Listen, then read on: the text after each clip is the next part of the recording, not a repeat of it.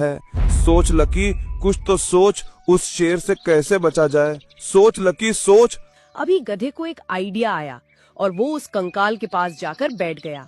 और जैसे ही शेर नजदीक आया तो गधा जोर जोर से कहने लगा, अरे वाह, कितना टेस्टी शेर का मांस है। एक शेर से मेरा पेट नहीं भरा, अभी कहीं से एक शेर और आना चाहिए, फिर मैं उसका शिकार करके उसका भी टेस्टी टेस्टी मांस खाऊंगा। और अगर मुझको 2-4 शेर और मिल गए तो मैं उनका भी शिकार करके रख लूंगा, फिर मेरा 2-3 दिन का काम आराम से चल जाएगा। लेकिन ये शेर मिले भी तो सही मुझको कहीं पर। आज कम से कम मैं 2 शेर तो खाकर ही रहूंगा, चाहे कुछ भी हो जाए। जब शेर सिंह ने उसकी बात सुनी तो उसके तो पसीने छूट गए। अरे ये क्या, मैं पहली बार देख रहा हूँ। मांसाहारी गधा ये हमारे जंगल में कहाँ से आ गया? ये तो डायरेक्ट शेर का ही मांस खाता है। और एक शेर से इसका पेट भी नहीं भरता, 2-3 शेर खाने की बात कर रहा है। आज मेरी किस्मत अच्छी थी जो मैं इस मांसाहारी गधे के सामने नहीं गया। अगर मैं गलती से इसको नजर पड़ जाता तो ये आज मेरा चिकन कोरमा बना के खा जाता। ये गधा इतना खूंखार भी हो सकता है, मैंने तो सपने में भी नहीं सोचा था। पता नहीं इतना भुक्कड़ मांसाहारी गधा हमारे जंगल में कहां से आ गया। एक शेर खाने के बाद भी कहता है मुझको एक शेर और चाहिए खाने के लिए।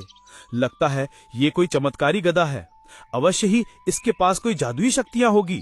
भगवान, आज तो मुझको बचा ले इस मांसाहारी गधे से। और उनका ये सारा ड्रामा दूर खड़ी एक बकरी देख रही थी।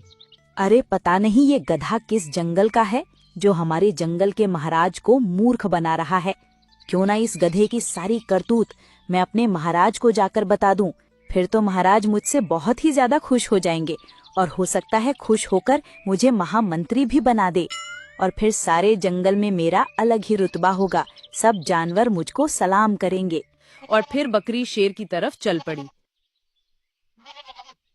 लकी गधे ने बकरी को शेर की तरफ जाते हुए देख लिया और वो सोचने लगा, अरे ये बकरी शेर की तरफ क्यों जा रही है, वो भी इतनी जल्दी में? कहीं ऐसा तो नहीं बकरी ने मेरा प्लान पहले से ही सुन लिया हो और वो शेर को बताने की फिराक में हो। अरे देखो तो सही, इस चुगलखोर बकरी को कैसे ठुमक ठुमक कर चुगली करने के लिए जा रही है। अगर इसने उस शेर को मेरी सारी सच्चाई बता दी तो मेरा जीवित रहना मुमकिन नहीं रहेगा फिर तो।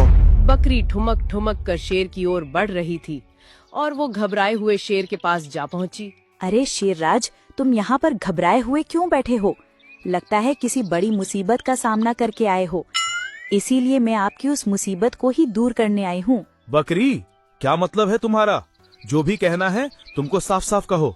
मैं पहले से ही उलझा हुआ हूँ, मुझे और ज्यादा मत उलझाओ। कहो क्या कहना चाहती हो? मैं अपने जंगल के महाराज को